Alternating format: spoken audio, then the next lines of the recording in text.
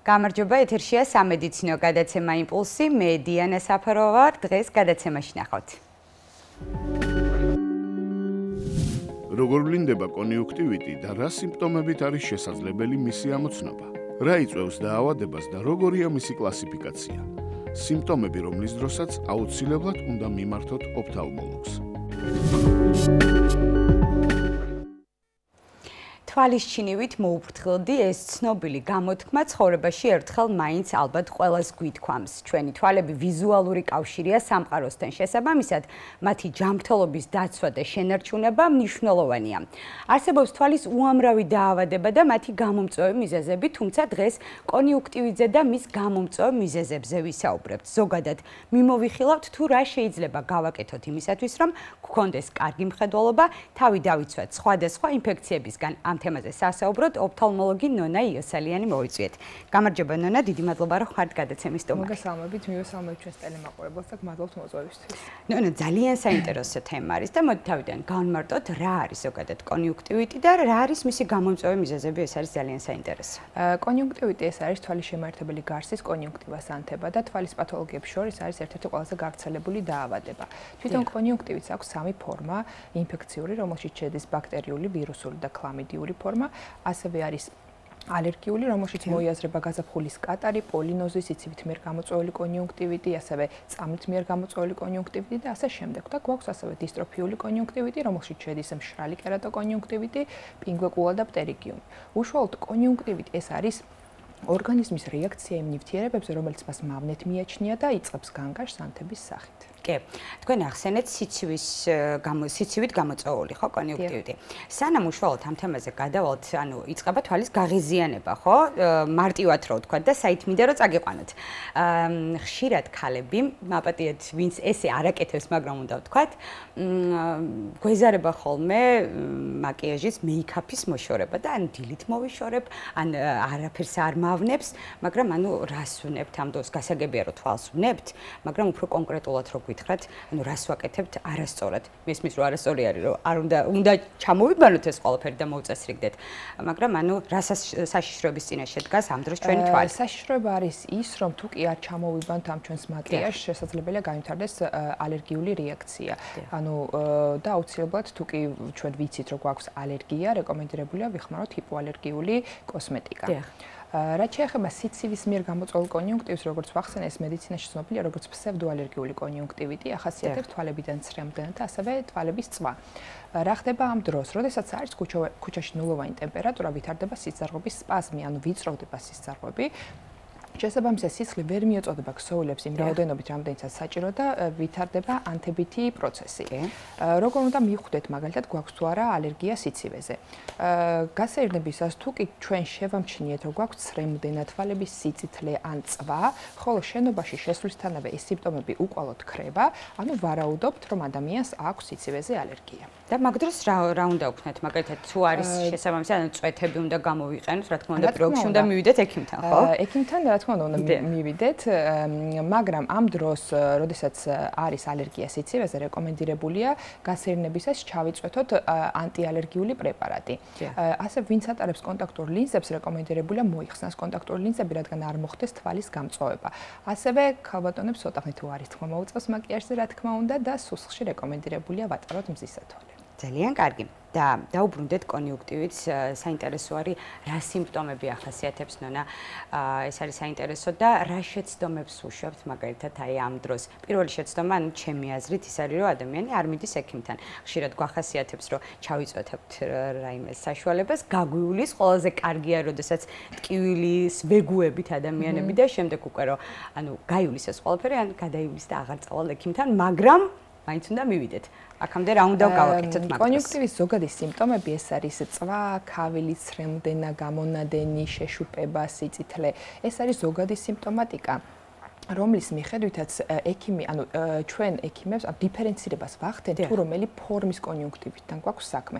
ამიტომ რა თქმა უნდა ექიმს უნდა გავესაუბროთ, შევიმოწმოთ მიკროსკოპულ დონეზე ხდება შემოწმება და არა მხოლოდ ამ სიმპტომების მიხედვით და შესაბამისად უნდა მოხდეს სწორი მკურნალობის დანიშვნა. და ხშირ შემთხვევაში იმიტომ არ მივდივართ ექიმთან, რომ როდესაც არ ვიცით რაღაცა გვეშინია, ხო? და მაინც მოდით თქვათ, რომ ეს ყველაფერი რაც თქვენ ჩამოთვალეთ არის სრულად უმტკივნეულო, ხო? რა თქმა უნდა ეს უმტკივნეულო არის. ძალიან ბევრჯერ ყოფილა შემთხვევა, როდესაც ატკივდა ადამიანს თვალი, ან აქვს ანთებითი პროცესი, მისულა აფთიაქში გამოუწერიათ რაღაც პრეპარატი, ანუ თავდაჯერებული ფარმაცევტმა ესე გადაწყვიტა, მაგრამ ეს შესაძლოა ვიღაცა შეიძლება გაუმართლოს და ნამდვილად აულაგდეს რამოდენიმე დღეში, მაგრამ შეიძლება ვიღაცისთვის ეს იყოს საზიანო. დიახ, ანუ ეს შეცდომა ცოტა განვავრცოთ, იმიტომ რომ მოდით ავიღოთ პირობითად ორი ადამიანი, ორი პაციენტი, რომელიც ისევ განმეორდებით პირობითად მოვიდა თქვენთან კონიუნქტივიტით, ხო?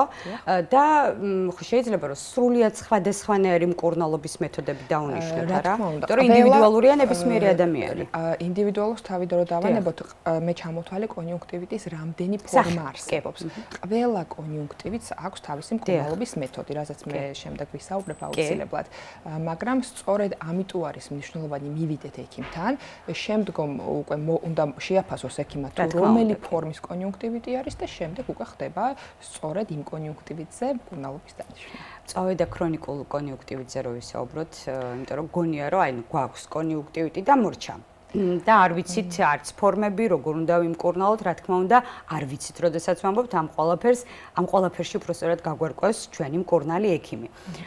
ესენი რომ განსაზღვროთ. მიმდინარეობის მიხედვით არსებობს მწვავე და ქრონიკული კონიუნქტივიტი. მწვავე იწყება უეცრად, ახასიათებს სიწითლე, შეშუპება, ასევე სინათლის შიში და სხვადასხვანაირი გამონადენი.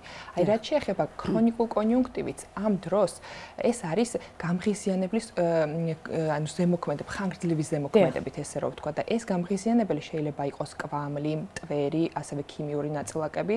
ეს ერთადად ხდება უფრო მოზრდილებში. და კიდევ ქრონიკულ კონიუნქტივიტს საფუძვლად უდევს ავიტამინოზი, ნივთიერებათა ცვლის დარღვევა, კიდევ საცრემლე არხის ქრონიკული დაზიანებები და სიმპტომებს რაც შეეხება აუცილებლად ახასიათებს ქავილი, უცხო სხეულის შეგრძნება და ეს პროცესი შეიძლება მიმდინარეობდეს როგორც თვეობით, ასევე წლობითაც. ანუ კიდევ კითხვას დაგისმოთ, ანუ ხშირ შემთხვევაში მესმის ხოლმე, ანუ თვალში მგონია რომ სილა არის. ესეთი ყოფილა ხოლმე ჩვენს მეგობარს უთქვამს და ანუ ეს არ შეიძლება რომ იყოს კონიუნქტივიტი, ანუ ქავილის და სილის გეგონება სილა შემეყარაო. ზოგადად სიმპტომები ოფთალმოლოგიაში რამოდენიმე სიმპტომი ეთქვება სხვადასხვა დაავადებებს. დიახ, გავს, მაგალითად მშრალი, როდესაც არის მშრალი თვალის სინდრომი, ამ დროსაც ესეთი სიმპტომები გვაქვს. ალერგიული კონიუნქტივიტის დროსაც შესაძლებელია ეს სიმპტომები იყოს. ამიტომ არის საჭირო დიფერენცირება. კი. და რით განსხვავდება ერთმანეთისგან, მაგალითად სხვადასხვა ფაქტორებით გამოწვეული კონიუნქტივიტი, ეს არის ძალიან საინტერესო, იმიტომ რომ არ ვაქცევთ ხოლმე, ხო, ყურადღებას და გონია რომ აი მარტივია და რამდენ დღეში გადაიulis ეს ყველაფერი საინტერესოა. ეხლა აგიხსნით, როდესაც არის ბაქტერიული კონიუნქტივიტი, ამ დროს გამონადენი არის ჩირქოვანი. ვირუსული კონიუნქტივიტის დროს გამონადენი არის წყალ-წყალ ან ცრემლის მაგვარი. ალერგიული კონიუნქტივიტის დროსაც გამონადენი არის ცრემლის მაგვარი, ოღონდ თან ახლავს ქავილი. რაც შეეხება გაზაფხულის კატარს, ამ დროს გამონადენი არის ლორწოვანი და კერატოკონიუნქტივიტის დროს თვალი არის მშრალი. ანუ ეს გამონადენის ფერიც გვეხმარება ოფთალმოლოგებს ფორმის დადგენაში. კი. და საინტერესოა მაგალითად ამ დროს რამდენი ხანი შეიძლება, რამდენი დროის განმავლობაში შეიძლება იყოს ადამიანი გადამდები. დიახ. როდესაც არის ბაქტერიული კონიუნქტივიტი, გადამდები არის სიმპტომის გაჩენიდან მის პროცესშიც.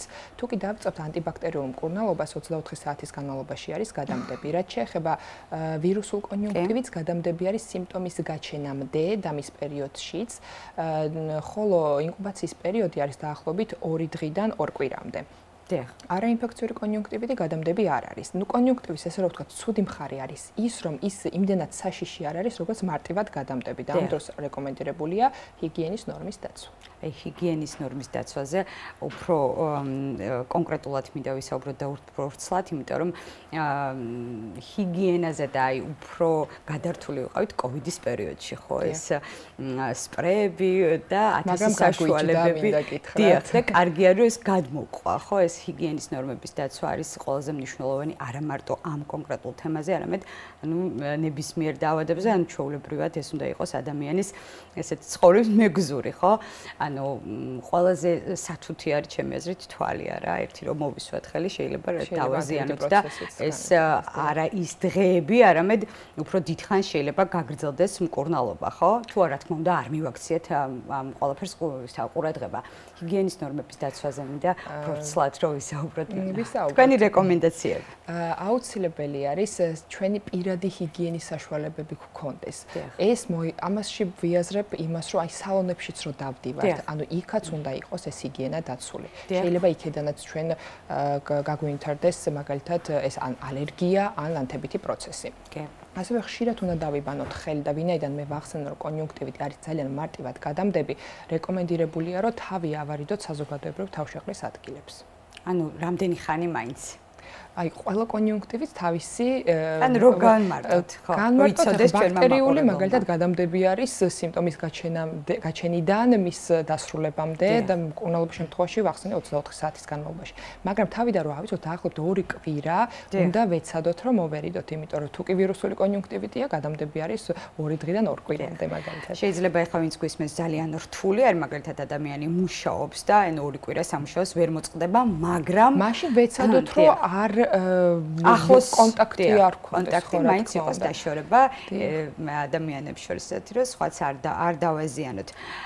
მაინც კითხვა ისმის, როდის უნდა მიმართოთ ოფთალმოლოგს. საერთო ჯამში, ანუ მარტო კონიუნქტივიტზე არ მინდა ნონა ვილაპარაკოთ, მაინც როდესაც თვალებზე არის პრობლემა ზოგადად, ან თუნდაც წელიწადში რამდენჯერ უნდა მოვიდეს თქვენთან პაციენტი, რას ურჩევთ პაციენტებს ამ თემასთან დაკავშირებით?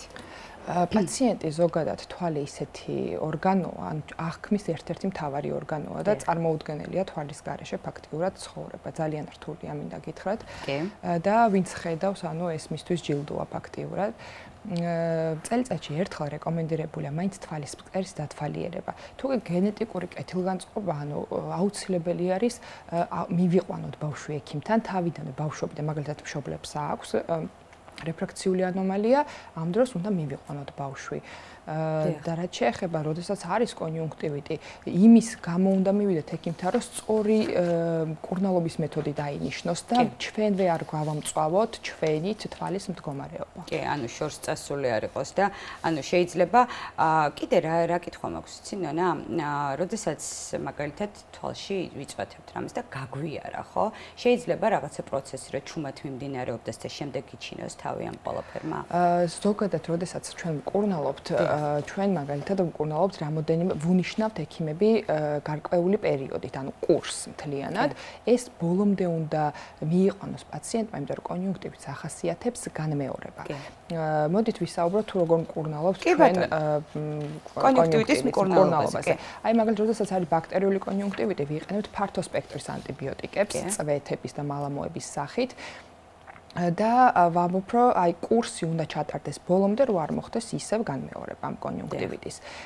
ვინაიდან ბაქტერიული კონიუნქტივიტს ახასიათებს ესეთი გამონადენი ჩირქოვანი ყვითელი, რეკომენდირებულია ჯერ ჩამოვიბანოთ თვალები ფიზიოლოგიური ხსნარით ან თბილი წყლით და შემდეგ დავიწყოთ მკურნალობა. რაც შეეხება ვირუსულ კონიუნქტივიტს, ამ დროს ვიყენებთ რა თქმა უნდა ანტივირუსულ პრეპარატებს, მაგრამ ვირუსული კონიუნქტივიტი შესაძლებელია გადავიდეს ადენოვირუსულ კერატიტში, ანუ რქოვანას ანთება გამოიწვევს და ძალიან ისე სათუთად უნდა მოვეკიდოთ, იმიტომ რომ ამ დროს თვითნებურად მკურნალობა არ არის რეკომენდირებული, იმიტომ რომ ჰორმონს თუ ჩავიწვეთებთ ამ შემთხვევაში, საკმაოდ გავართულებთ თვალის მდგომარეობას და შესაძლებელია ან მხედველობის დაქვეითება გამოიწვიოს, ან იშვიათ შემთხვევაში სიბრმავეც კი ან რქოვანას გადანერგვამდეც კი მივიდეს არასწორი მკურნალობის საშუალებით.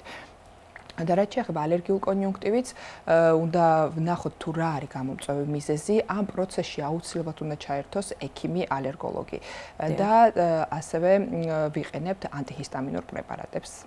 ანუ დასკვნა არის, რომ როდესაც კონიუნქტივიტზე არის საუბარი და არა მარტო კონიუნქტივიტზე, თვითმკურნალობა არის დაუშვებელი და აუცილებლად უნდა ვიმეგობროთ ექიმთან, ხო? აუცილებლად. ნუ გადაცემის მეორე ნაწილში არანაკლებ მნიშვნელოვან თემაზე ვისაუბრებთ. ბევრი დარწმუნებულია, რომ მხოლოდ კომპიუტერის და ლეპტოპის მონიტორები და ეკრანები არაზიანებენ მხედველობას, თუმცა ეს ასე არ არის. არსებობს ჩვევა, რომელიც ღლის თვალებს და მათგან რაც შეიძლება მალე უნდა გამთავისუფლდეთ. რას გვეტყვით ამ თემასთან დაკავშირებით? ვინაიდან ჩვენ ვცხოვრობთ ისეთ ეპოქაში, სადაც ეკრანი ჩვენი განუყოფელი ნაწილია და ფაქტიურად ეკრანი და კომპიუტერი არის ინფორმაციის ერთ-ერთი ყველაზე სწრაფი წყარო, რა თქმა უნდა, ჩვენ ოფთალმოლოგებს არ გვაქვს იმის უფლება, რომ უარი ვთქვათ ამაზე. მაგრამ ჩვენ ვთავაზობთ პაციენტებს, ანუ რეკომენდაციას ვუწევთ ალტერნატივას, თუ როგორ უნდა ვიცხოვროთ სწორად ეკრანთან ერთად. რადგან შევინარჩუნოთ მხედველობა. რა მნიშვნელობა აქვს მაგალითად ძალიან ესეთი არის შეიძლება ზოგი ნერვიულობას აბრალებს ამას ზოგი არის უბრალოდ ჩვემა მაგას არის თვალების ხამხამი ხშირი ხამხამი ანუ რისი მანიშნებელი შეიძლება იყოს ხამხამს ძალიან დიდი მნიშვნელობა აქვს თვალის დატენიანებაში ანუ ხამხამით ხდება თვალის დატენიანება როდესაც ჩვენ მუშაობთ ახლო მანძილზე იმდენჯერ ვერ ვახამხამებ თვალს რამდენითაც საჭიროა და ვითარდება თვალის სიმშრალე ამ დროს რა თქმა უნდა ვუწერთ პაციენტებს დამატენიანებელს მაგრამ ეს არ არის მხოლოდ დასასრული. როდესაც ხშირად ვართ განუწყვეტლივ ახლო მანძილზე, შესაძლებელია განვითარდეს აკომოდაციის სპაზმი, ანუ როგორც ცნობილია, როგორც თვალის სპაზმი. საკმაოდ დისკომფორტი აქვს ამ დროს ადამიანს თვალში, ასევე აქვს თავის ტკივილი და მოკლედ ერთი სიტყვით საკმაოდ არ არის კარგი მდგომარეობა. მაგრამ ამას მივყავართ ჩვენ შეძენილ ახლო მხედველობამდე, რაც მომავალში შესაძლებელია პაციენტს შემდგომ დაჭერდეს სათვალის დარება. როგორ დავიცვათ თვალი და რა უნდა გავითვალისწინოთ თვალის დაზიანების შემთხვევაში? ეს არის ძალიან საინტერესო, იმიტომ რომ ხშირ შემთხვევაში ისევ როგორც გადაცემის პირველ ნაწილში ვამბობთ, ანუ ზარმაცები ვართ მაინც, ან ძალიან ბევრი ფაქტორია იმისათვის, რომ არ მივიდეთ მაგალითად ექიმთან, ხო? მაგრამ კითხვაზე, როდესაც ხშირ შემთხვევაში რატომ არ მიდიხარ ექიმთან, ვაი და რამე ცუდი რაღაცა მითხრას, ხო? ანუ ძალიან ალოგიკურია, მაგრამ ესე არის, ხო? ალბათ თქვენც გაგიგონიათ ხოლმე. გამიგონია, კი, როგორ არა, მაგრამ ჩვენ უნდა გავითავისოთ თუ რა არის ჩვენთვის და ჩვენი თვალისთვის კარგი. ჯერ ის უნდა გავითავისოთ თუ რამდენს ნიშნავს ჩვენთვის მხედველობა. ამიტომ რეკომენდირებულია ყოველი 40-45 წუთის შემდეგ დავასვენოთ თვალი. ეს იქნება თუნდაც თვალების დახუჭვით, წრიული მოძრაობებით, რვიანისებური მოძრაობებით, ან თუნდაც გავიხედოთ სადღაც შორს უსასრულობაში. ასევე ძალიან დიდი მნიშვნელობა აქვს კვებას და სრულფასოვან ძილს. კვებასთან დაკავშირებით რას გვეტყვის მაგალითად რა უნდა გამოვრიცხოთ? უნდა სტანდარტულად რა თქმა უნდა ვიკვებოთ ჯანსაღად პირველ რიგში უნდა მოვერიდოთ არაჯანსაღ კვებას და დიეტა ამოვიღოთ მაგალითად მოდით ესე ვთქვათ რაციონიდან იმიტომ რომ სწორი კვება ანუ დიეტა ყოველ შემთხვევაში არასწორად გვესმის ხოლმე კი გადაუხვიეთ ცოტა მაგრამ ხო სწორი კვება იმიტომ რომ ხშირად გქონიათ რომ ანუ ერთფეროვანი კვება პირობითაც წიწიბურა ხო ანუ რაღაც თვეობით ხო ვერ მე კამიკეთებია ხოლმე, როდესაც გვინდა რამოდენიმე კილოგრამის დაკლება, მაგრამ არასდროს არ ფიქრობთ იმაზე, რომ ანუ რას ვავნებთ ჩვენს ორგანიზმს და შემდეგში შეიძლება იმ წამსვე არაფერი არ გამოვლინდეს, მაგრამ შემდეგ უკვე ანუ სავალალო შედეგებამდეც მივიდეთ. ძალიან კარგი არის თუ მივიღებთ მოცვს დიდი რაოდენობით, მაგრამ ის ვიტამინები, რაც თვალს ჭირდება დაახლოებით 3-4 კილო მოცვი უნდა ვჭამოთ, რომ მიიღოს თვალმა. ამიტომ რეკომენდირებული არის თვალის სპეციალური ვიტამინები, რაც უნდა მიიღოს ადამიანმა წელიწადში 3-ჯერ 3 თვით ძალიან კარგი იქნება. ასევე თევზი, თევზსაც ძალიან დიდი შედის ომეგა დიახ.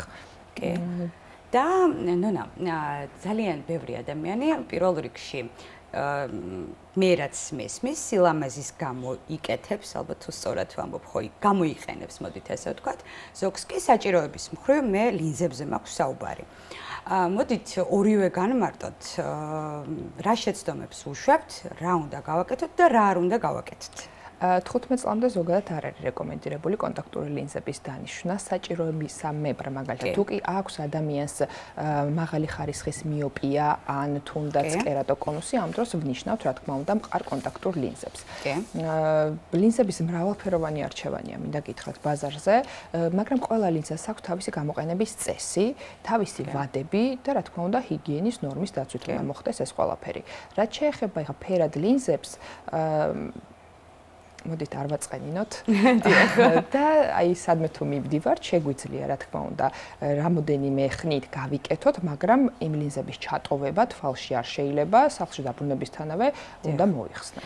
იცით, ანუ კითხვას გისმევთ, ან შეიძლება ჩემნაირი მაგრამ ეს უნდა იყოს რა თქმა უნდა მაღალი ხარისხის და არასდროს არ გამიკეთებია. ანუ აქვს მაგალითად საათები, დრო რომ რამდენი ხანი შეიძლება ქონდეს, ანუ 2 საათი თუ 6 საათი. ეს კონტაქტურ ლინზებს საჭირო ფერად ლინზებს გულისხმობს.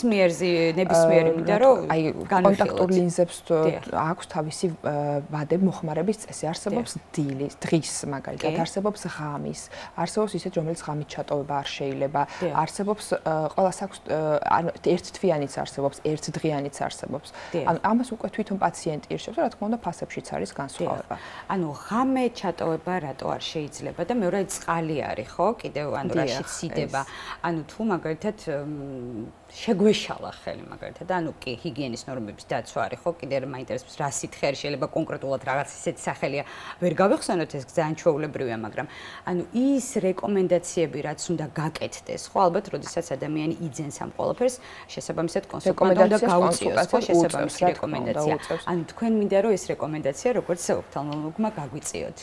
ჯერ ყველა ლინზას ვთქვი რომ აქვს თავისი ვადები და მოხმარების წესი. მერე თუ კი ჩვენ ჭუჭყიანი ხელით შევეხეთ იმ სითხეს ან ლინზას, ამ დროს რა თქმა უნდა ეს უნდა გადავაგდოთ და უნდა შევიძინოთ ახალი.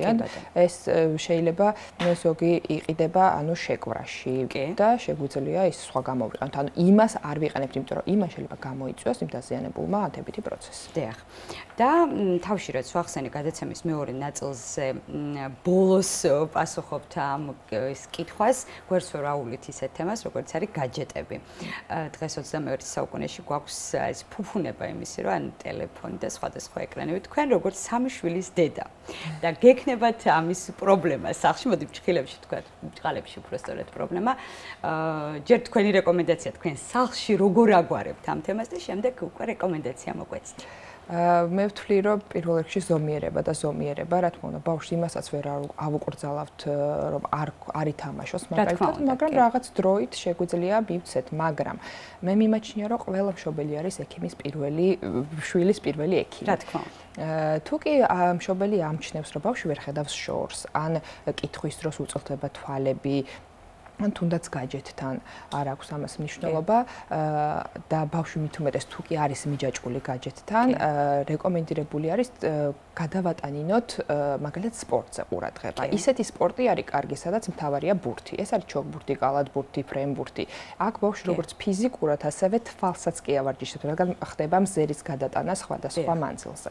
და მაგ დროს კარგად არის ერთგვარად დაძაბული თვალი და თამაშობს სხვადასხვა კითხულობდი ლიტერატურას, სხვადასხვა ვარჯიშები ყოფილა, რაღაცა ესეთი ქსელივით არის, სადაც მიყვება შეგვიძლია თვალი გავაყოლოთ, დიახ, ყველაფერს კი. და ასევე მე ვთქვი დასაწყისში, რომ თუ კი მშობლებს აქვს ეს გენეტიკაში ეს რეფრაქციული მანკი ან ბადურას დაავადებები, რეკომენდირებულია ყველა სკოლამდელი ასაკის ბავშვი იქნა სრულად ოფთალმოლოგიის მიერ გამოკვლეული, რადგან თავიდან ავიცილოთ რეფრაქციულ მანკში რას გულისხმობს, შეიძლება გასაგები არ იყოს. ახლომხედველობა, შორსხედველობა და ასტიგმატიზმი. თავიდანვე თუ კი ჩვენ გვეცოდინება თუ რა პრობლემა აქვს ბავშვს, რა თქმა უნდა, გავაგრძელებთ მკურნალობას შესაბამისად. და ბოლოს მოდით პირველი ბლოკის და მეორე ბლოკის შეჯამება გავაკეთოთ, ნანა ერთგვარი თქვენი რეკომენდაცია ამ ყველაფერთან დაკავშირებით, რა თქმა უნდა კონიუნქტივით და ზოგადად თვალთან დაკავშირებით რა რეკომენდაციებს მოგცეს დასკვნა შეჯამება რა იქნება? დასკვნა არის ის, რომ თუ კი შევამჩნევთ, ვერ ვხედავთ შორს, ვერ ვხედავთ ახლოს, ან თუნდაც საგნებს ვხედავთ დამახინჯებულად, ან მკრთალი ფერებით, აუცილებლად უნდა მივმართოთ ექიმს და უნდა ვიყოთ აუცილებლად ყურადღებით. არ გადავდოთ ექიმთან ვიზიტი, იმიტომ რომ ანუ მკურნალობის, ესე ვთქვათ, დროშის შევზღუდავთ, იმიტომ რომ შორს წასული არ იქნება და ყოველ შემთხვევაში თუ შორს წასული არის, მაინც უნდა მივიდეთ ჩვენ ექიმთან და კიდევ ისევ და ისევ ყველა გადაცემაში ვცდილობ, რომ ეს თქვა, რომ უნდა ვიმეგობროთ ექიმთან. ნუ ძალიან დიდი მადლობა საინტერესო გადაცემისთვის და აუცილებლად გავითვალისწინებთ თქვენს რჩევებს. და დაგემშვიდობებით, შეგახსენებთ იმპულსის შეკითხვებს ოფთალმოლოგი ნონა იოსელიანი პასუხობდა. ამით კი ჩვენი გადაცემა დასასრულს მივახლოვდა. მე ჯანმრთელობას გისურვებთ და მომავალ შეხვედრამდე გემშვიდობებით. მოგესალმებით.